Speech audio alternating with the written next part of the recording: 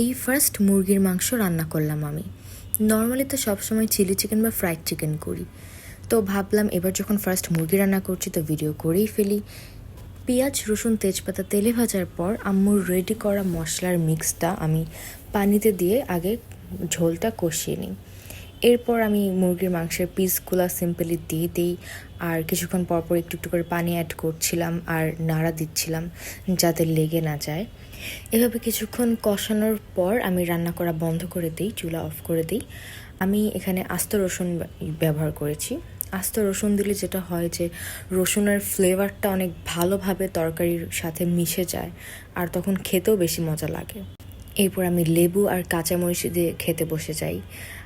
লেবু আমার এমনিতেই সবসময় অনেক বেশি ফেভারিট, আর এত মজা লাগছিল, মানে আমি বুঝতেই পারিনি যে আমি ফার্স্ট টাইম যদি মুরগি রান্না করি সেটা এত বেশি টেস্টি হতে পারে।